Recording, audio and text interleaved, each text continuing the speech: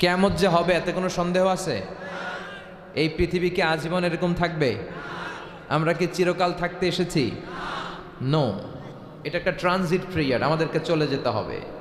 বিশ্বনবী মক্কার জমিনে কিয়ামতের ব্যাপারে মানুষকে সচেতন করতে লাগলেন, বলতে লাগলেন the day of judgement, the day of অ্যাকাউন্টেবিলিটির কথা তিনি বুঝাতে লাগলেন। ও মক্কার লোকেরা, এই দিন দিন না, আরো দিন আছে।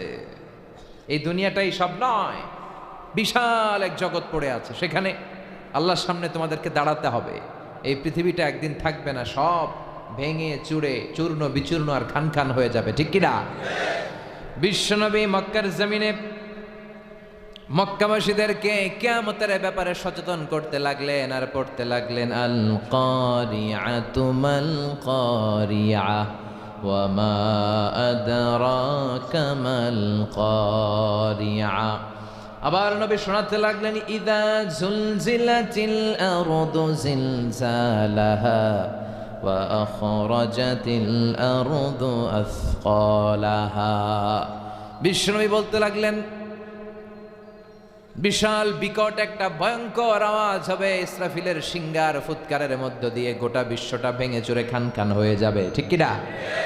জমিনটা কেঁপে উঠবে, সাগরের পানির মধ্যে দাউ দাউ দাউ দাউ করে আগুন জ্বলবে, পাহাড়গুলো ভেঙে দুমড়ে মুচড়ে সব শেষ হয়ে যাবে। ওই দিনটার নাম কিয়ামতের দিন, ঠিক কিনা?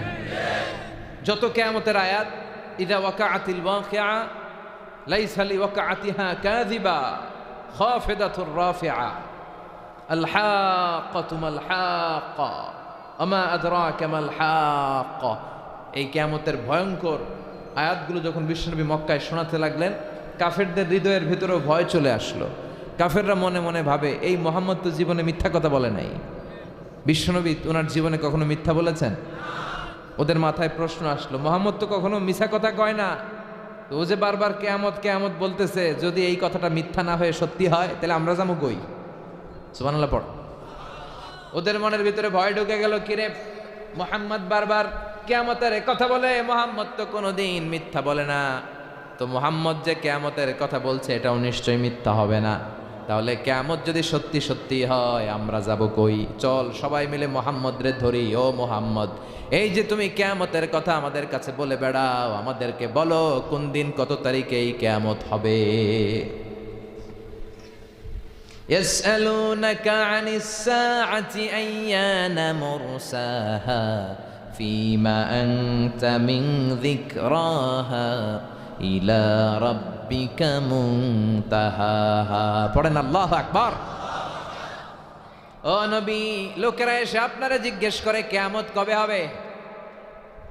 ফিমা আনতা মিন যিকরাহা, কিয়ামত কবে হবে আপনি কেমনে বলবেন? এই জ্ঞান তো আপনার নাই, এই জ্ঞান আছে একজনের, তিনি কে? O my prophet, people are asking you regarding কিয়ামা, the time, the day of judgement. Who are you to talk anything about it? The final decision and the day of কিয়ামা is only known by Allah. কেউ জানে না কিয়ামত কবে হবে, একজন ছাড়া, তিনি কে? বিশ্বনবীও জানে না, ঠিক কিনা? ইন্নাস সাআতা লাআতিয়াতুন লা রাইবা ফিহা ওয়ালাকিন্না আকসারান নাসি লা ইউমিনুন। আল্লাহ বললেন, নবী কিয়ামত হবেই হবে, কেউ কিয়ামতকে ঠেকিয়ে রাখতে পারবে না। তবে অনেকে এই কিয়ামতের উপর বিশ্বাস করে না। পৃথিবীর কোনো শক্তি এই কিয়ামতকে ঠেকায় দিতে পারবে? পারবে? ডোনাল্ড ট্রাম্প, পৃথিবীর কোনো প্রধানমন্ত্রী, প্রেসিডেন্ট, সবাই মিলে, মানব জাতি, জিন জাতি, ফেরেশতারা মিলেও যদি ট্রাই করে কিয়ামতকে আটকায় রাখা যাবে? তাহলে কিয়ামত হবেই হবে, তবে কবে হবে কেউ জানে না, একজন ছাড়া, তিনি কে? ইন্নাল্লাহা ইনদাহু ইলমুস সাআ। কেউ জানে না, বিশ্বনবীও জানে না। সাইয়েদনা জিবরাইল আলাইহিস সালাম বিশ্বনবীকে জিজ্ঞেস করলো, ইয়া রাসূলুল্লাহ মাতা সাআ, নবী কিয়ামত কবে হবে? বিশ্বনবী বললেন, মাল মাসউলু আনহা বিআ'লামা মিনাস সাইল। ও জিবরাইল, তুমি যেমনি জানো না আমিও তেমনি জানি না, তোমার যা দশা আমারও তাই দশা। মাল মাসউলু আনহা বিআ'লামা মিনাস সাইল, যাকে জিজ্ঞেস করা হয়েছে সে প্রশ্নকারীর চেয়ে ভালো জানে না। তুমি যে অবস্থা আমারও এই অবস্থা। তার মানে বিশ্বনবীও জানতেন না। এক সাহাবী বললেন, ইয়া রাসূলুল্লাহ মাতা সাআ, কিয়ামত কবে হবে? বিশ্বনবী বললেন, মাযা আ'দাদতা লিস-সাআ, কিয়ামত কবে হবে জানার জন্য পাগল হইছো? তুমি কিয়ামতের জন্য কি প্রস্তুত করেছো? সাহাবী বলে, মা আ'আদাতু লাহা শাইআন, কিচ্ছু প্রস্তুত করি নাই, ইল্লা আন্নী উহিব্বুল্লাহ ওয়া রাসূলুহু, শুধু একটা জিনিস করেছি। কি? সে বলতে লাগলো, একটা জিনিস আমি শুধু প্রস্তুত করেছি, সেটা হচ্ছে আমি আল্লাহরে আর আল্লাহর রাসূলরে খুব ভালোবাসি, এইটা ছাড়া আমার আর কিছু নাই। বিষ্ণু বললেন, আনতা মা আমান আহবাবতা ফা ইন্নাকা মা আমান আহবাবতা, ও সাহাবী, তুমি যাদেরকে ভালোবাসো জান্নাতে তাদের সাথেই তুমি থাকবে। তাহলে এই পুরো আলোচনা থেকে বুঝলাম কিয়ামত হবেই, কেউ ঠেকায় রাখতে পারবে? তবে কবে হবে কেউ জানে না, একজন ছাড়া, তিনি কে? এমনকি বিশ্বনবী নিজেও জানে না, ঠিক কিনা? আল্লাহ ছাড়া কেউ জানে না। অনেকে বলে এত সালে কিয়ামত, এত সালে কিয়ামত, এই জাতীয় কথাবার্তা সমাজে বর্তমানে আছে না নাই? এটা ঠিক না, এদের কথায় কান দিবেন না। আমরা জানি না কবে হবে, কিচ্ছু জানি না, জানে কে? তবে কিছু আলামত, কিছু সাইন, আশরাতুস সাআহ, কিছু আলামত বিশ্বনবী আমাদেরকে শুনিয়ে গিয়েছেন যে এই এই পরিস্থিতি যখন সমাজে হবে তখন মনে করবে কিয়ামত হতে খুব বেশি দেরি নাই, সময় খুব কাছে। সুবহানাল্লাহ পড়েন। এই আলামতগুলো দুই ভাগে বিভক্ত, একটা হচ্ছে কিয়ামতের ছোট আলামত, আরেকটা হচ্ছে কিয়ামতের বড় আলামত। কিয়ামতের বড় আলামত 10টি। টেকনাফের ভাইয়েরা বলেন, বড় আলামত কয়টি? আল্লাহর মেহেরবানিতে কিয়ামতের এই বড় বড় 10টা আলামতের একটাও আমাদের সমাজে এখনো দেখা যায় নাই। কিন্তু কিয়ামতের ছোট আলামত অনেকগুলো, আর তার বেশিরভাগই সমাজে দেখা দিয়েছে। তার মানে বড় আলামত শুরু হওয়ার খুব দেরি নাই, কথা কন। কিন্তু কবে শুরু হবে এক্স্যাক্টলি দিনক্ষণ তারিখ দিয়ে বলা সম্ভব? এটা জানে শুধু একজন, চিৎকার করে বলতে হবে, তিনি কে? বিশ্বনবী বলেছেন কিয়ামতের ছোট আলামতের সর্বপ্রথম আলামত হচ্ছে বিআসাতু রাসূলিল্লাহ, আল্লাহর রাসূল সাল্লাল্লাহু আলাইহি ওয়াসাল্লামের দুনিয়াতে আগমনটাই কিয়ামতের প্রথম আলামত। সুবহানাল্লাহ নাই? কথা বুঝতে কষ্ট হচ্ছে? বিশ্বনবীর আগমনটাই হচ্ছে কিয়ামতের প্রথম আলামত। বিশ্বনবী চলে আসছে, তার মানে আর নবী আসবে না, এবার কিয়ামতের দিকে আগাইতে হবে। চিল্লা এখন ঠিক কিনা? বিশ্বনবী বলতেন, বুইস্তু আনা ওয়া সাআতু কাহাতাইন, আমি এবং কিয়ামত এইভাবে পিঠাপিঠি হয়ে নাজিল হয়েছি।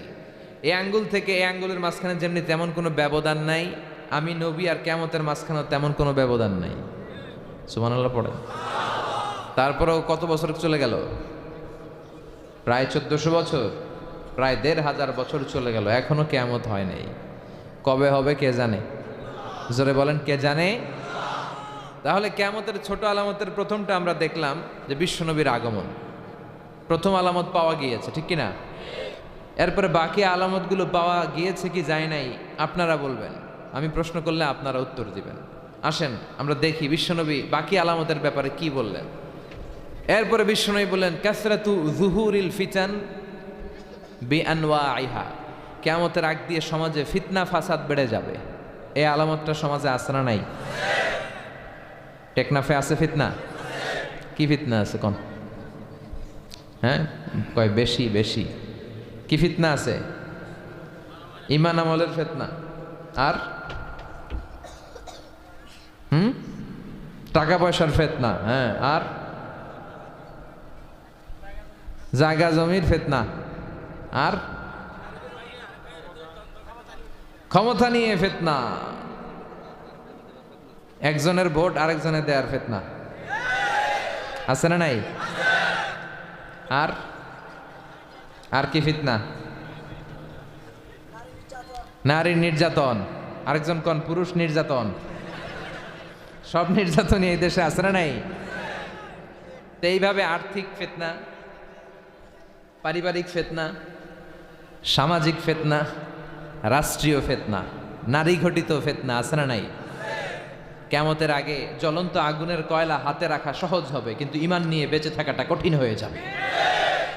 সকালে একজন ব্যক্তি মুমিন থাকবে, বিকেলে কাফের হয়ে যাবে, বিকেলে মুমিন সকালে কাফের হয়ে যাবে।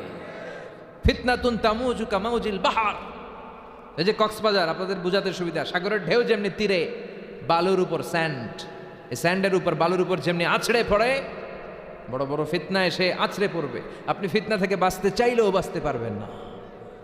আপনি হক হালাল মেনে চলতে চান, আপনি হালাল পন্থায় জীবন চালাতে চান, আপনি সরকারি চাকরি করেন, আপনি ঘুষ খান না, কিন্তু চাইলেও পারবেন না। আপনার ডানে ঘুষ, বায়ে ঘুষ, সামনে ঘুষ, পেছনে ঘুষ, টেবিলের উপরে ঘুষ, নিচেও ঘুষ। আপনি কই যাবেন? আপনি চোখ বাঁচাতে চাচ্ছেন যে আমি কোনো নেকেড সিনারি দেখব না, আমি মিজানুর রহমান আজহারি হুজুরের ওয়াজ দেখব। ইউটিউবে ঢুকলেন, লিখলেন মিজানুর রহমান আজহারি ওয়াজ, সার্চ দিলেন, ওয়াজ চলে আসছে। ওয়াজের পাশে দেখবেন এক বেডি বেসকি দিয়ে রয়েছে, আছে না নাই? তো দেখতে ঢুকছেন ওয়াজ, ওদিকে দেখবেন যে আরেকজন বেসকি মেরা রয়েছে। তার মানে আপনি চাইলেও এখন আর চোখ হেফাজত করতে পারছেন না। ফিতনাতুন তামুজুকা মাউজিল বাহার, বিষ্ণুই বললেন সাগরের ঢেউ যেমনি তীরে এসে আছড়ে পড়ে, ফিতনা এভাবে আছড়ে পড়বে। চারদিকে ফিতনা, ডানে থাকাবেন ফিতনা, বায়ে ফিতনা, সামনে ফিতনা। বাঁচতে চাইলেও বাঁচতে পারবেন না। আপনি ঝগড়া করতে না চাইলেও, আপনি ঝগড়া করেন না কেন? আপনার পায়ে পাড়া দিয়ে ঝগড়া করবে, আছে না নাই? এজন্য বিশ্বনবী দোয়া করতেন, আল্লাহুম্মা ইন্না নাউযু বিকা মিনাল ফিতান মা যাহারা মিনহা ওয়া মা বাতান। আল্লাহ, প্রকাশ্য ফিতনা, গোপন ফিতনা, সব ফিতনা থেকে তুমি আমাদের বাঁচাও। আর জোরে পড়ে না আমি। আসেন দোয়াটা সবাই একসাথে পড়ি, আমার সাথে সাথে আওয়াজ করে পড়বেন। আল্লাহুম্মা ইন্না নাউযু বিকা মিনাল ফিতান মা যাহারা মিনহা ওয়া মা বাতান। আল্লাহুম্মা ইন্না নাউযু বিকা মিনাল ফিতান মা যাহারা মিনহা ওয়া মা বাতান। এর মানে আল্লাহ দেখা যায় দেখা যায় না এরকম সব ফিতনা থেকে তুমি আমাদেরকে বাঁচাও। তো এই যে বিষ্ণুই বললেন কিয়ামতের আগে ফিতনা সমাজে বেড়ে যাবে, এই আলামতটা আমাদের সমাজে আছে না নাই? তাহলে দুইটা পাইলাম, বিশ্বনবীর আগমন এটাও পাইলাম, ফিতনা বেড়ে যাবে এটাও পেলাম। এরপর বিষ্ণু ঈসা ইসলাম বলেছেন খরুজ মুদ্দাঈন নবুয়া, কিয়ামতের আগে ভণ্ড নবী দাবিদাররা বের হয়ে যাবে। ভণ্ড নবী দাবিদার আছে না নাই? বিষ্ণু বুখারীর বর্ণনায় বললেন 30 জন হবে এদের সংখ্যা। সবগুলো হচ্ছে দাজ্জালুন কাযযাবুন, মিথ্যাবাদী দাজ্জাল। এগুলো একটাও নবী নয়। চিল্লায় এখন ঠিক কিনা? মা কানা মুহাম্মাদুন আবা আহাদিম মির রিজালিকুম ওয়ালাকিন রাসূলুল্লাহি ওয়া খাতামান নাবিয়্যিন। মুহাম্মদ তোমাদের কোনো পুরুষের পিতা নয়, তিনি হলেন আল্লাহর রাসূল, তিনি হলেন খাতামান নাবিয়্যিন, সর্বশেষ নবী। আমার নবীর পরে আর কোনো নবী আছে? আদম আলাইহিস সালাম থেকে শুরু করে বিষ্ণু ঈসা ইসলাম পর্যন্ত এই যে নবী আসার ধারাবাহিকতা, এটাকে আল্লাহ তাআলা বিশ্বনবীর মাধ্যমে কাট আপ করে দিলেন। সুবহানাল্লাহ পড়েন। বিষ্ণুই বলতেন লা নাবিয়্যা বা'দি ওয়ালা রাসূলা, আমার পরে কোনো নবীও নাই, কোনো রসুলও নাই। তবে লাউ কানা বা'দি নাবিয়্যুন লাকানা উমর, আমার পরে যদি কেউ নবী হওয়ার যোগ্যতা রাখে, আমার ওমরের ওই যোগ্যতা আছে। সুবহানাল্লাহ পড়বেন না? ওমরে ফারুক এমন একজন ব্যক্তিত্ব ছিলেন, উনি যদি কোনো রাস্তা দিয়ে হাঁটতো, শয়তান ওমরে ফারুককে দেখলে শয়তান ওই রাস্তা রেখে দিয়ে আরেক রাস্তা দিয়ে হাঁটতো। ওমরে ফারুক যেই রাস্তা দিয়ে হাঁটে, ওই রাস্তা দিয়ে শয়তান হাঁটে না। এজন্য ওমরের মতো একটা নেতার দরকার আছে না নাই? প্রভু তুমি বলেছ রাসূল দেবে না, বলনি দেবে না, ওমর বলনি দেবে না, হামজা তারিক খালিদ বিজয়ী সমর। প্রভু তুমি বলেছ রাসূল দেবে না, বলনি দেবে না, ওমর বলনি দেবে না, হামজা তারিক খালিদ বিজয়ী সমর। প্রভু তুমি বলেছ রাসূল দেবে না, ঠিক কিনা? ওমরে ফারুক নবী হয়ে যেত, কিন্তু যেহেতু নবী হওয়ার যোগ্যতা কারো নাই, সুযোগ নাই, এজন্য বিশ্বনবীর পরে কেউ নবুয়তির দাবি করতে পারবে। কিন্তু বিশ্বনবীর জীবদ্দশাই মুসাইলামাতুল কাযযাব নামে এক ভণ্ড নবী দাবিদারের আবির্ভাব ঘটেছিল। সে এসে বলল, হে মুহাম্মদ, আন-নুবুওয়াতু নিসফুন লাকা ওয়া নিসফুন লি। মুহাম্মদ, নবুয়ত পুরাটা তোমার না, অর্ধেক তোমার অর্ধেক আমার, আমারটা আমারে দাও। বিশ্বনবী বললেন, তুই মিথ্যাবাদী, তুই কি কাযযাব।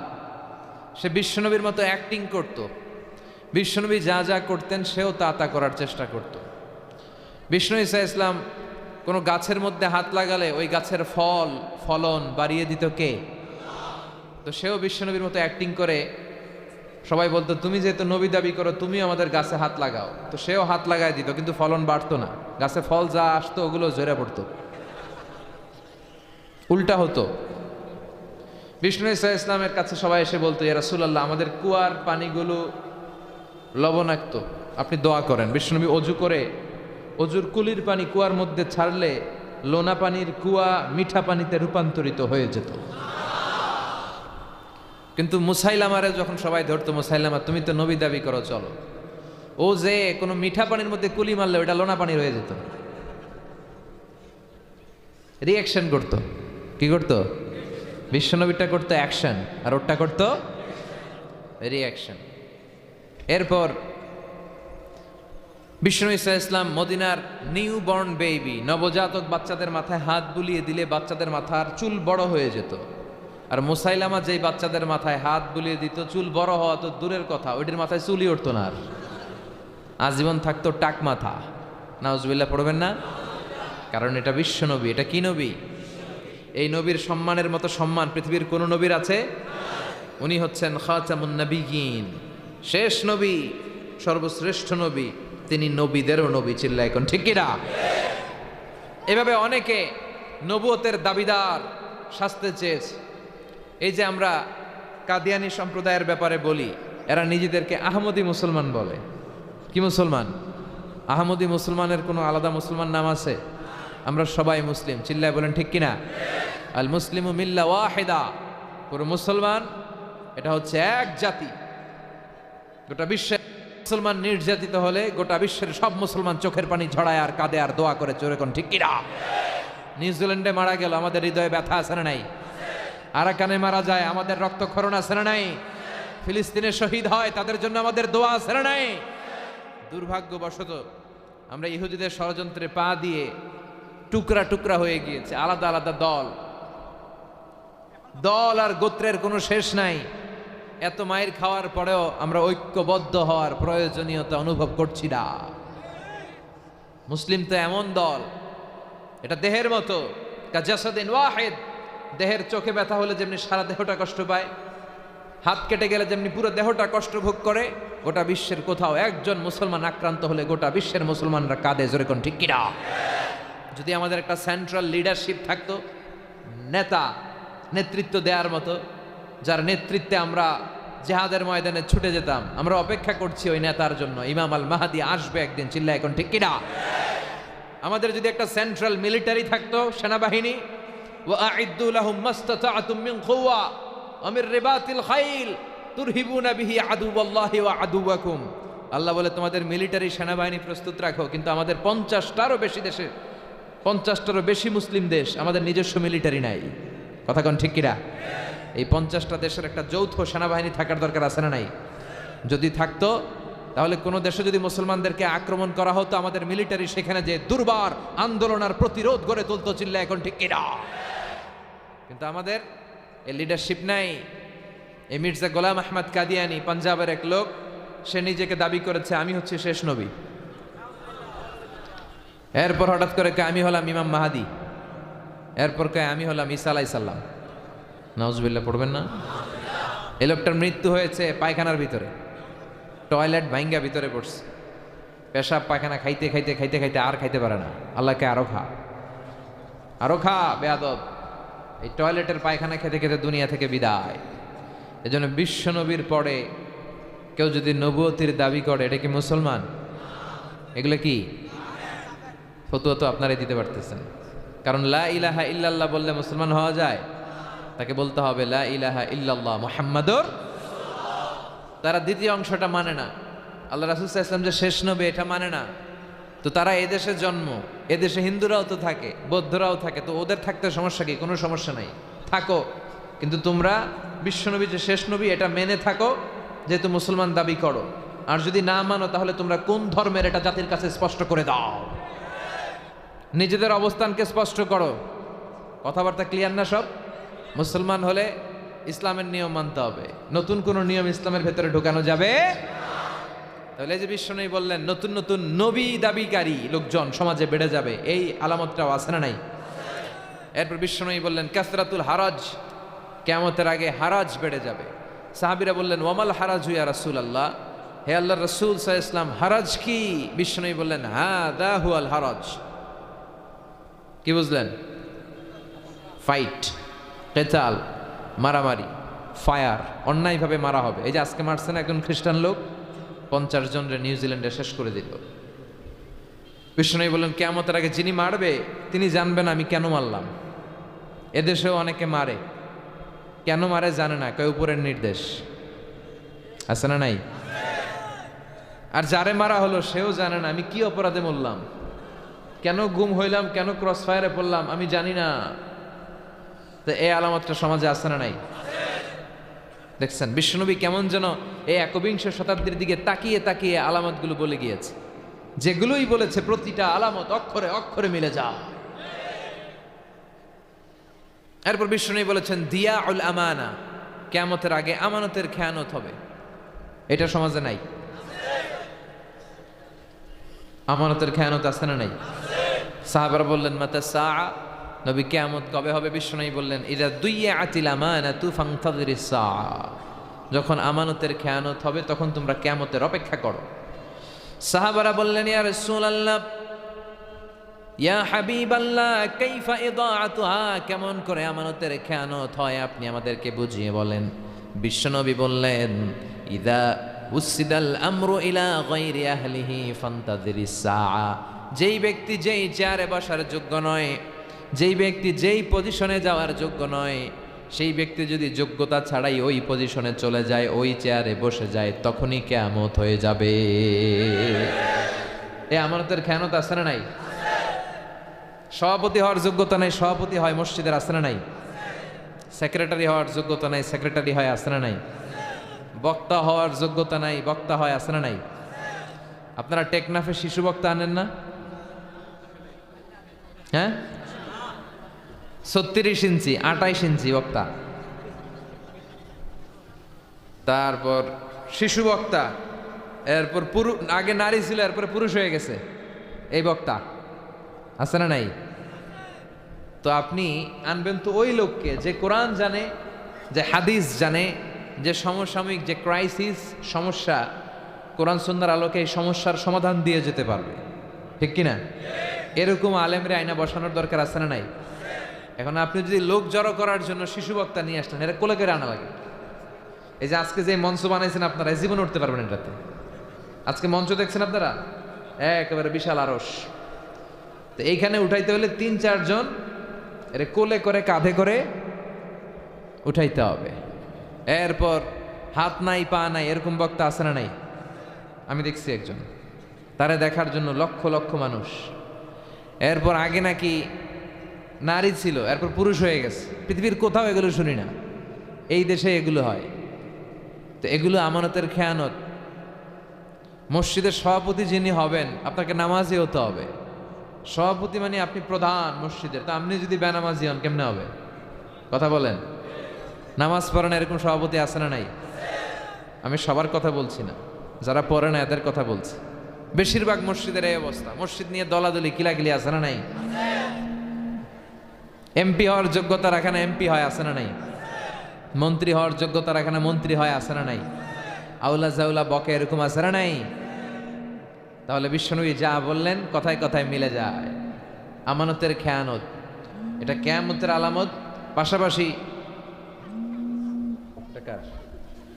পাশাপাশি এটা মুনাফিকের আলামত। মুনাফিক কখনো আমানতের হেফাজত করে না, খেয়ানত করে। চিল্লা এখন ঠিক কিনা? এটা মুনাফিকের আলামত। এজন্য আমরা যেন আমানতের খেয়ানত না করি। বিশ্বনবী কোনোদিন আমানতের খেয়ানত করেছে? কথা বলেন। ওয়াল্লাযীনা হুম লিআমানাতিহিম ওয়া আহদিহিম রাউন। মুমিন বান্দার বৈশিষ্ট্য, তারা আমানতের হেফাজত করে আর প্রতিশ্রুতি রক্ষা করে। আমাদের অনেকে প্রতিশ্রুতি রক্ষা করে না। মাইক পাইলে দেদারসে বলে এটা দিমু, ওইটা দিমু, এই করমু, এলাকার উন্নয়ন, ওইটা সেটা সব দিয়ে হলাম, কিন্তু সময় মতো সে কিছুই করতে চায় না। আছে না নাই? টেকনাফে আলহামদুলিল্লাহ নাই। আপনারা জানেন আপনাদের কি অবস্থা।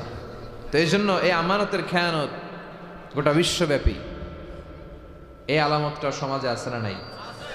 এরপর বিষ্ণু বলেছেন আত-তাতাউল ফিল বুনিয়ান, কিয়ামতের আগে মানুষ বড় বড় বিল্ডিং বানানোর প্রতিযোগিতা করবে, কে কার চেয়ে বড় বিল্ডিং বানাইতে পারে। বিষ্ণু বললেন, দেখেন কত সুন্দর কথা মিলে যায়।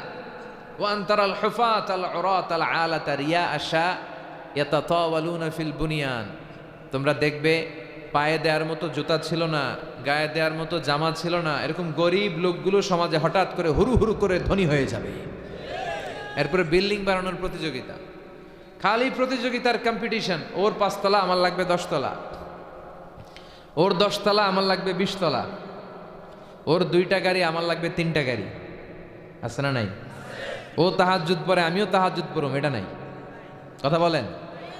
আমিনাল লাইলি ফাতাহাজ্জাদ বিহি নাফিলাতান লাকা আসা আন ইয়াবআসাকা রাব্বুকা মাকামাম মাহমুদা। আল্লাহ ডেকে বলেন, নবী রাতের শেষ অংশে উঠে তাহাজ্জুদের নামাজ পড়েন। তাহাজ্জুদের নামাজ পড়লে আপনার মর্যাদা বাড়ায়া দিবে কে? তাহাজ্জুদের যায় না মাঝে মরণ দিও প্রভু আমায়, একামতে দিনের কাজে কবুল করে নিও আমায়। চিল্লায় পড়েন আমিন। তার মানে বড় বড় বিল্ডিং বানানোর প্রতিযোগিতা গোটা বিশ্বব্যাপী আছে, বিশেষ করে আরব বিশ্বে আছে না নাই? পৃথিবীর বড় বিল্ডিং গুলো ওখানে। দুবাই আছে বুর্জ আল খলিফা 163 তলা উঁচু। এরপরে সৌদি আরবে আছে একটা কিংডম টাওয়ার, এই বছরই শেষের দিকে খোলার কথা, এই বছর 19 সালেই মানে শেষ হবে। এটা 1000 মিটার উঁচু। এরপর তাইপেডাং 1 কাবা ঘরের পাশে একটা আছে, এটার রয়্যাল ক্লক বলে, জমজম টাওয়ার, ইয়া উঁচু 120 তলা। মানুষ কাবার দিকে যাবে, কাবার দিকে তাকায় থাকলেও সব, কাবা ধুয়ে মানুষ ওইটার দিকে তাকায় থাকে, এত বড়। 3টা জিনিসের দিকে তাকালেই সওয়াব, কোরআনের দিকে তাকালেই সওয়াব, মায়ের চেহারার দিকে তাকালেই সওয়াব, আর কাবার গিলাফের দিকে, কাবা ঘরের দিকে তাকালেই সওয়াব। কাবা ঘরকে কেন্দ্র করে প্রতিদিন 120টা রহমত নাজিল হয়। সিদ্দিন আলী তাইফিন 60টা রহমত যারা তাওয়াফ করে তাদের উপর। আরবাঈন লিল মুসাল্লিন 40টা রহমত যারা নামাজ পড়ে। 60 আর 40 কত হইল? বাকি আছে কয়টা? 20টা। ওয়ালা 20 লিন নাযিরিনা ইলাল কাবা, আর বাকি 20টা রহমত যারা নামাজও পড়ে না, তাওয়াফও করে না, শুধু কাবার দিকে তাকিয়ে থাকে। সুবহানাল্লাহ পড়বেন না? ওই কাবা ঘরের পাশে একটা বানাইছে বিশাল জমজম টাওয়ার 120 তলা, সবাই ওইটার লগে ছবি তুলে গেল, সেলফি, আছে না নাই? এগুলো কিয়ামতের আলামত। বড় বড় টাওয়ার বানানো, প্রতিযোগিতা শুরু হয়ে যাওয়া। এরপর বিষ্ণু বললেন, যুহুরুন নিসা আল কাসিয়াত আল আরিয়াত আল মাইলাত আল মুমিলাত, কিয়ামতের আগে পোশাক পরিহিতা উলঙ্গিনী নারীদের প্রচার প্রসার সমাজে বেড়ে যাবে, আছে না নাই? বোরকাও পড়ে, আবার সব টের পাওয়া যায়। বোরকাও পড়ে, উঁচু নিচু ভাঁজ বোঝা যায়, তার মানে পাতলা বোরকা। মশারি কি পাতলা, এর চেয়েও পাতলা, আছে না নাই?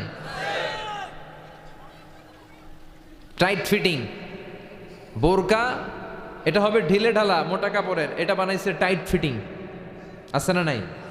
আছি আমরা এখন জামানায়, লাজ শরম গেছে হারায়। আছি আমরা এখন জামানায়, লাজ শরম গেছে হারায়। পাতলা শাড়ির বাহার, পাখি ড্রেস লেহেঙ্গা, পোশাক দেখে নারীর লাজে মরে যাই হায় হায়। আছি আমরা এখন জামানায়, লাজ শরম গেছে হারায়। ঠিক কি না? বাবা যারা এসেছেন খবরদার, আপনার মেয়ে আবদার করলেই আপনি যে কোনো কাপড় কিনে দিতে পারবেন? ভাই যারা এসেছো খবরদার, ছোট বোন আবদার করলেই তুমি যে কোনো ধরনের ড্রেস বোনকে কিনে দিতে পারো না। উল্টাপাল্টা পোশাক পরালে কিয়ামতের দিন আল্লাহর সুপ্রিম কোর্টের কার্ড গড়ায়, হ্যান্ডকাফ পরিয়ে আসামি বানিয়ে আপনারা দাঁড় করিয়ে দিবে কে? বিষ্ণু বললেন, কিয়ামতের আগে এই জাতীয় বোরকা পরিহিতা উলঙ্গিনী নারী বেড়ে যাবে। মা ইলাত আল মুমিলাত, তারা নিজেদেরকে অ্যাট্রাকটিভ মোডে যুবকদের সামনে পেশ করবে, আর তারা নিজেরাও যুবকদের প্রতি আকৃষ্ট হয়ে যাবে। লা ইয়াদখুলনাল জান্নাতা ওয়ালা ইয়াজিদনা রিহাহা, এরা জান্নাতে তো ঢুকবে না, পাশাপাশি জান্নাতের ঘ্রাণও কোনোদিন এদের নাকে লাগবে না। আর জান্নাতের ঘ্রাণ 500 বছর দূরে থাকতেই পাওয়া যায়। এখান থেকে জান্নাতে পৌঁছতে লাগবে আমার 500 বছর, এত দূরে থাকতেই জান্নাতের ঘ্রাণ এসে আমার নাকে ধাক্কা মারবে। তারপরেও এরা জান্নাতে তো ঢুকবেই না, জান্নাতের ঘ্রাণও পাবে না। এজন্য আমার মায়েরা, আমার বোনেরা খবরদার, টেকনাফের মেয়েরা পর্দাশীল, এটা আমি জানি, অনেক পর্দাশীল। সাগর পাড়ের মেয়েরা পর্দাশীল হয়, আল্লাহ তুমি এদেরকে কবুল করো। আমার বোনেরা যাদের কানে আপনার মাইকের আওয়াজ যায়, আপনারা বোরকাগুলো ঢিলে ঢালা বানাবেন, টাইট বানাবেন না, একটু মোটা কাপড় দেখে বানাবেন। বিজাতিদের কোনো স্টাইল ফলো করবেন না, পুরুষদের কোনো পোশাক নিজেরা নেবেন না। আর বাইরে যাওয়ার আগে বোরকার উপরে ঝাঁঝালো আতর আর পারফিউম মাখবেন। বিষ্ণু এদেরকে বলেছেন জানিয়া, যারা পারফিউম মেখে বেরোয় আর তার ঝাঁঝালো ঘ্রাণ পেয়ে পুরুষরা তার দিকে আকৃষ্ট হয়, সে জানিয়া, জিনাকারিনী। জন্য খবরদার, হেজাব আপনার অধিকার, এই হেজাব আপনার অহংকার, এই হেজাব, এই পর্দার বোরকা আপনার আভিজাত্যের প্রতীক। আপনি কেমন মেয়ে, কোন বংশের মেয়ে, কোন ঘরের মেয়ে, আপনার পোশাক দেখলে টের পাওয়া যায়। বিষ্ণু বলেছেন কিয়ামতের আগে এগুলো বেড়ে যাবে। এগুলো আমাদের বাংলাদেশে আছে না নাই?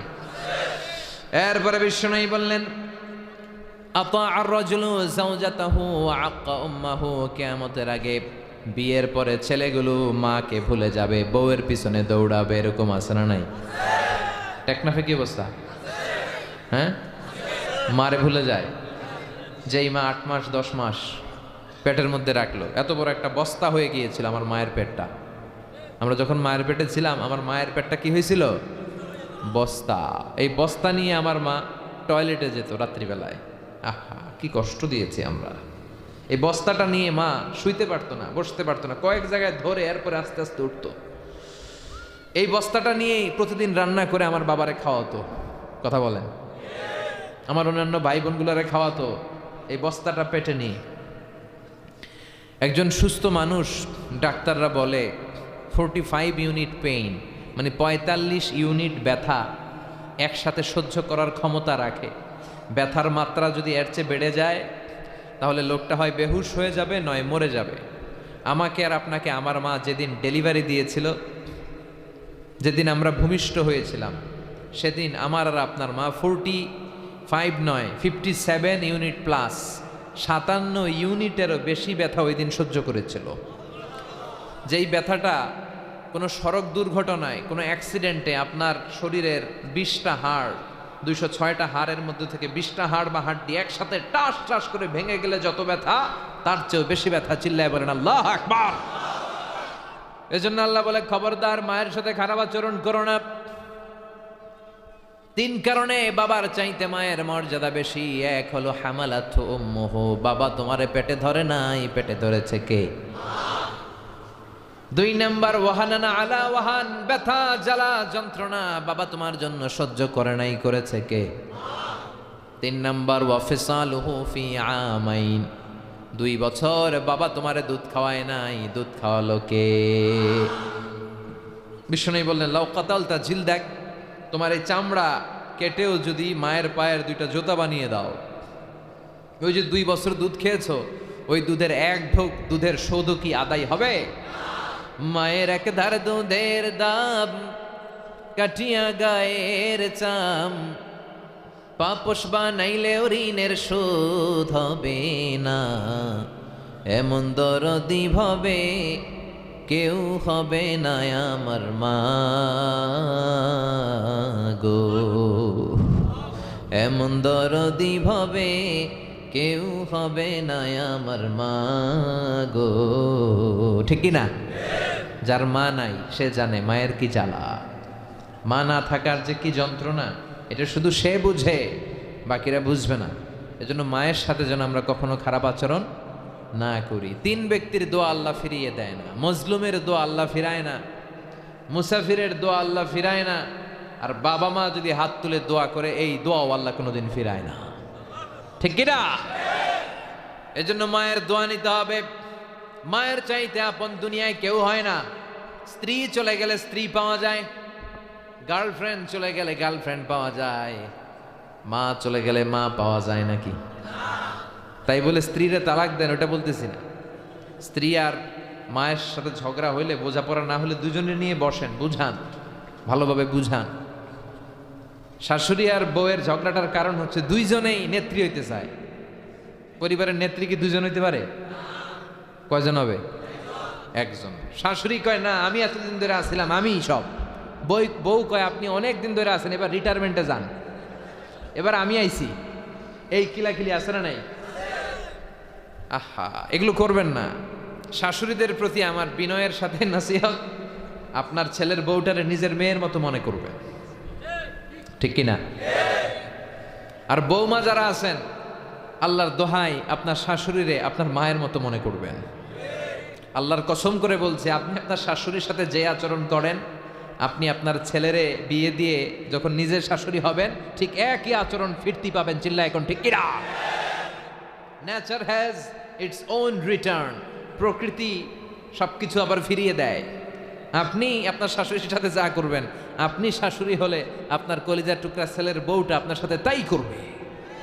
এজন্য খবরদার, মায়ের সাথে খারাপ আচরণ করা যাবে। ওগো মা তুমি এই ধরনের শ্রেষ্ঠ নেয়ামত, তোমারই পদ তলে রয়েছে জান্নাত। ওগো মা তুমি এই ধরনের শ্রেষ্ঠ নেয়ামত, তোমারই পদ তলে রয়েছে জান্নাত। মায়ের পায়ের নিচে জান্নাত। সুবহানাল্লাহ পড়েন। এই দুনিয়াটা যদি কয়েকশো বার বিক্রি করে দেই, ওই বিক্রির টাকা দিয়ে জান্নাতের একটা চেয়ারের দাম হবে কি? এই দুনিয়াটাকে কয়েক লক্ষ বার বিক্রি করলে যে দাম পাওয়া যাবে, ওই দাম দিয়ে জান্নাতের একটা টেবিলের দাম হবে কি? তাহলে যেই জান্নাতটা মায়ের পায়ের নিচে পড়ে আছে, ওই পা দুইটার দাম কত? সুবহানাল্লাহ পড়বেন না? মায়ের কথার উপরে কোনো কথা বলবেন না। মা বাবা যেটা বলে ওইটাই ফাইনাল, ঠিক কিনা? ওনারা এক যুগের, আমরা আরেক যুগের। অনেক কিছু বুঝে না, না বুঝলে বিনয়ের সাথে বুঝাবো। কোনো কারণে আগে যদি অতীত সময়ে বেয়াদবি করে থাকেন, পা ধরে ক্ষমা চাইবেন। যুবক ভাইয়েরা, তোমাদেরকে বলি, মায়ের সাথে বেয়াদবি করো না, বাবার সাথে বেয়াদবি করো না। অন্যায় হলে ক্ষমা চাইতে হবে। বাবা মার কাছে ক্ষমা চাইলে বাবা মা মাফ করবে না? কথা বলেন। আপনি নামাজি হতে পারেন, আপনি হাজী সাহেব হতে পারেন, আপনি জাকাত দানকারী হতে পারেন, আপনি জিকির করতে করতে অনেক কিছুই করতে পারেন, কিন্তু আপনার মা যদি আপনার বিরুদ্ধে আল্লাহর কাছে বদদোয়া করে, আপনার সব শেষ। এজন্য মায়ের সাথে খারাপ আচরণ করা যাবে? বিশ্বনবী বললেন কিয়ামতের আগে তাই হবে। স্ত্রীকে পেয়ে মাকে ভুলে যাবে। এ আলামত আছে না নাই? টেকনাফে যদি এগুলো থাকে, এগুলো বন্ধ করবেন। রাজি আছেন তো? বিশ্বনবী বললেন যুখরুফাতুল মাসাজিদি ওয়াত তাবাহি বিহা। কিয়ামতের আগে মসজিদ নিয়ে দলাদলি হবে, মসজিদকে অতিমাত্রায় ডেকোরেশন করানো হবে। মসজিদ বাংলাদেশ ইদানিং আমি কয়েক বছর ধরে খেয়াল করতেছি, টাইলস ছাড়া কোনো মসজিদে নেই, এয়ার কন্ডিশন ছাড়া মসজিদ নাই। আর মসজিদের সামনে এত ডিজাইন, এটা কি কমিউনিটি সেন্টার না মসজিদ, এটা বোঝাই যায় না। কথা বলেন। মসজিদের সামনে বেশি ডিজাইন করা ঠিক না, একেবারে সাদা মাঠা রাখা। ইভেন ঘড়িও রাখা ঠিক না, ঘড়ি থাকবে পিছনে, যার লাগবে এমনি দেখবে। কিন্তু নামাজ পড়া অবস্থায় যদি ঘড়ি থাকে, তাহলে তাকানোর সম্ভাবনা আছে না নাই?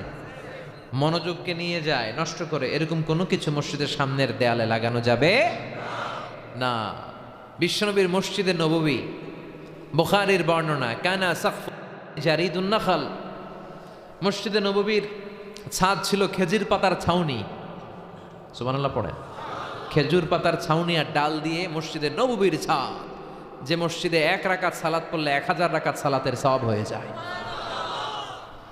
আর ফ্লোর ছিল বালুর ফ্লোর, মাটির ফ্লোর। বৃষ্টি হলে কাদামাটি হয়ে যেত। আর বিশ্বনবী ওই কাদামাটির মধ্যে নামাজ পড়তেন। নামাজ পড়ে তিনি সাহাবীদের দিকে মুখ ফিরিয়ে বসে যখন তাসবিহ পড়ছেন, এক সাহাবী বলছেন হাত্তা রাআইতু আসারাত তিনি ফি জাবহাতিহি। আমি বিশ্বনবীর কপালে মাটি আর বালুর দাগ দেখতে পেলাম, কারণ কাদার মাটির উপর নিষেধা দিয়েছে। বিশ্বনবীর মুবারক কপালে কাদা আর মাটি মিশে আছে। কি মসজিদ! এবাদতের ঠাসা, আল্লাহর ভয় আর এবাদত দিয়ে পরিপূর্ণ। আর আমাদের মসজিদ টাইলস আর এয়ার কন্ডিশন দিয়ে ঠাসা, মুসল্লি নাই। এজন্য মসজিদের সাথে সম্পর্ক রাখবেন। 7 শ্রেণীর ব্যক্তিকে আল্লাহ তাআলা কিয়ামতের দিন আরশের নিচে ছায়া দিবে। এর মধ্যে 1 শ্রেণীর হচ্ছে রজুলুন কলবুহু মুআল্লাকুন বিল মাসাজিদ, ওই ব্যক্তি যার হৃদয়টা সবসময় মসজিদের সাথে লেগে থাকে। জোহরের নামাজ পড়ে টেনশনে থাকে আসর কোন মসজিদে পড়ব, মাগরিব পরে সব সময় ভাবে এশার সময় আমি জামাতে পড়তে পারবো তো, কোন মসজিদে পড়ব, তখন কোথায় থাকবো, আশেপাশে মসজিদ আছে না নাই। এজন্য মসজিদের সাথে সম্পর্ক বাড়াতে হবে। রাজি আছেন তো? আল্লাহ তুমি তৌফিক দাও। এরপরে বিষ্ণু ইসা ইসলাম বললেন ইয়াতাকারাবুজ জামান তাতাকারাবুল আসওয়াক, কিয়ামতের আগে সময়ের বরকত কমে যাবে। এক বছর মনে হবে এক মাস, এক মাসকে মনে হবে এক সপ্তাহ, এক সপ্তাহকে মনে হবে একদিন, তাই না? গত বছর এই মাহফিল আপনারা আসছিলেন? কে কে আসছেন হাত তোলেন। মাত্র 8-10 জন। এবছর এত মানুষ করতে আইলেন? ও মাহফিলই হয় নাই, এই জন্যই তা হাত তুললেন যে আপনারা, বুঝে নাই তো। দেখেন এই যে বছর ঘুরে ঘুরে আসে, গত বছরের জানুয়ারি আর এই বছরের জানুয়ারি আপনি খেয়াল করেন, মনে হয় যেন অল্প কিছু দিনের ব্যবধান, ঠিক কিনা? এটা যে 365 দিনের লম্বা সময়, এটা মনে হয় না। সপ্তাহটা ঘুরেই যে আজকে জুমার দিন আসলো, গত জুমা পড়লাম, আবার এই জুমা, মনে হয় যে 7 দিন না, মনে হয় যে অল্প কিছু সময়, 1 দিন 2 দিনের সমান। তার মানে কিয়ামতের আগে সময়ের যে বারাকা, এই বারাকা উঠায় নিবে কে? খাবারের স্বাদ উঠায় নিবে কে? আগে খাবার দাবারে যেই স্বাদ পাইতেন এখন পান? কথা কন। আপনাদের এখানে তো অনেক সুন্দর সুন্দর মাছ পাওয়া যায়, রূপচাঁদা, রূপচাঁদার যে স্বাদ আগে পাইতেন এখন পাওয়া যায়? কথা বলেন। চিংড়ি আগে যে খাইতাম, যে স্বাদ এখন পাওয়া যায়? ইলিশ মাছ পাওয়া যায়নি এখানে। আগের ইলিশের যে স্বাদ, এখন ইলিশের কি ওই স্বাদ আছে? আহা, বরকত সব উঠায় নিচ্ছে কে? এরপরে বিষ্ণু বললেন তাসলিমুল খাসা, কিয়ামতের আগে মানুষ পরিচিতদেরকে সালাম দিবে, অপরিচিতদেরকে দিবে না। আমরা তাই করি, কাউরে চিনলে ভাই আসসালামু আলাইকুম, চিনি না খালি হাইটা চলে যাই, আছে না নাই? সালামটা কিন্তু এই কারণে নয়। বিষ্ণু বললেন আলামান আরাফতা ওমান লাম তারিফ, যাকে চিনো তারেও দাও, যাকে চিনো না তাকেও দাও। সালাম দিলে অন্তর থেকে অহংকার তুলে নেয় কে? আমাদের অনেকের এই ইগো প্রবলেম আছে, অহংকার, অহংকারে পেটটা ভর্তি। এই যাদের অহংকারের সমস্যা, আগে আগে সালাম দিবেন। আগে সালাম দেওয়া মানে নিজে একটু ছোট হয়ে যাওয়া, ঠিক কিনা? আল বাদি উবিস সালাম বারি উম্মিলাল কেবের, আগে সালাম দিলে বিনয় প্রকাশ হয়। সুবহানাল্লাহ পড়েন। আগে আগে সালাম দিবে। শুধু ছোটরা মুরব্বীদেরকে দিবে, মুরব্বীরা ছোটদেরকে দিতে পারবে না। হ্যাঁ, কথা বলেন। সবাই সবাইরে দিবে, ছোটরা বড়দের দিবে, বড়রাও ছোটদের দিবে, হাজব্যান্ড ওয়াইফকে দিবে, ওয়াইফ হাজব্যান্ডকে দিবে। সবাই সবাইরে সালাম দিবেন তো বেশি করে। বাসায় যে স্ত্রীকে সালাম দিবেন ইনশাল্লাহ পড়েন। এরপর বিষ্ণু ইসা ইসলাম বললেন জুহুরুল মা'জাফি ওয়াল কায়ানাত, কিয়ামতের আগে মা'জাফ, কায়ানাত, ঢোল বাদ্য যন্ত্র, নর্তকীদের অনুষ্ঠান, এগুলো বেড়ে যাবে। আমাদের বাংলাদেশের যত জাতীয় অনুষ্ঠান আছে, নাচানাচি আছে না নাই? মাঝে মাঝে দেখি বিশাল দোয়ার অনুষ্ঠান, এখানে লেখা, আর এদিকে নাচতেছে রূপবানে নাচে কোমর দুলাইয়া, আছে না নাই? ব্যানারে কি লেখা?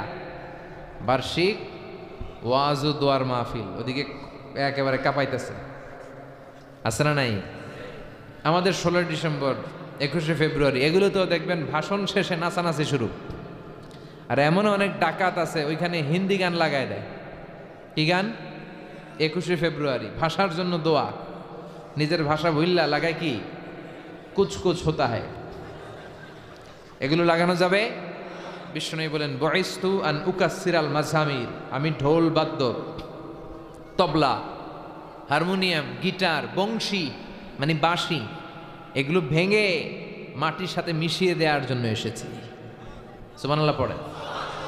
আর আমরা গান গাই, একতারা বাজাইলে মনে পড়া যায়, একদিন বাঙালি ছিলাম রে, ঠিক কিনা? দোতারা বাজাইলে মনে পড়া যায়। তো একতারা দোতারা এগুলো বাজানো যাবে? কথা বলেন। ঢোল বাদ্য মিউজিক এগুলোর সাথে ইসলামের সম্পর্ক। আপনি নাশিদ গাবেন খালি গলায়, কি গলায়? হামদ গাবেন, নাত গাবেন। এই যে নেয়ামতুল্লাহ নিজামী কি সুন্দর হামনাত গেয়েছে, সমাজের অসঙ্গতি নিয়ে সঙ্গীত গেয়েছে, একটা ইমানি চেতনা পাওয়া যায় না? যায়। কিন্তু এটার মধ্যে যদি ঢোল তবলা লাগান, হ্যাঁ, এটা হারাম হয়ে যাবে। বিষ্ণু বললেন কিয়ামতের আগে ঢোল বাদ্য বেড়ে যাবে, আছে না নাই? এরপর বিষ্ণু ইসলাম বললেন লা ইউকাসসামুল মিরাসু আলা ওয়াজহিন সাহি, কিয়ামতের আগে সঠিক পন্থায় মিরাসের বন্টন হবে না। লিযযাকারি মিসলু হাযযিল উনসায়াইন, আল্লাহ বললেন ও বাবারা, ছেলেরা যতটুকু সম্পদ দিয়ে যাবা মেয়েরে দিবা তার অর্ধেক। এবার আপনি আওয়াজ করে আমারে বলেন, ছেলেরা যদি 2 লক্ষ টাকা দেন মেয়েরে দিতে হবে কয় লাখ? ছেলেরা যদি 4টা বাড়ি লিখে দেন মেয়েরে দিতে হবে কয়টা? এরকম অনেক ডাকাত আছে, ছেলেরা সব দিয়ে দেয়, মেয়েরে কিছু দেয় না, আছে না নাই? মেয়েরা কয় মা তোর লেগে দোয়া করে দিলাম, কি করলাম, আর বাইরে সব দিয়ে দিলাম, এরকম আছে না? এগুলো করা যাবে, কিন্তু এগুলোই হচ্ছে। টেকনাফে কি হয়? এগুলো হয়। এদিকে একজন আছে অনেক উৎসাহী, কেউ না বললেও উনি বলে, মাশাআল্লাহ, আল্লাহ কবুল করো। তো এই জাতীয় অসঙ্গতি বিশ্বনবী যা যা বললেন এগুলো সবই আছে। ফিতনার জামানা, চাইলেও ইমান বাঁচানো যায় না। ইমান যদি বাঁচাতে চান, এই কিয়ামতের আগ দিয়ে এই ভয়ঙ্কর পরিবেশে ইমান যদি বাঁচাতে চান, যে বইয়ের সাথে সম্পর্ক রাখতে হবে বইটার নাম কোরআন এবং সুন্নাহ। আল্লাহর দেয়া এই কিতাব আর বিশ্বনবীর সুন্নাহ, এই দুইটার সাথে সম্পর্ক রাখলেই শুধু ফিতনা থেকে বাঁচতে পারবো, তা না হলে বাঁচা যাবে। এজন্য কোরআন and Sunnah hour way to জান্নাহ। এই কোরআন সুন্নাহ মানলেই আমরা জান্নাতে যেতে পারবো, ঠিক কিনা? আমার সাথে সাথে আওয়াজ করে বলেন, কোরআন এন্ড সুন্নাহ আওয়ার ওয়ে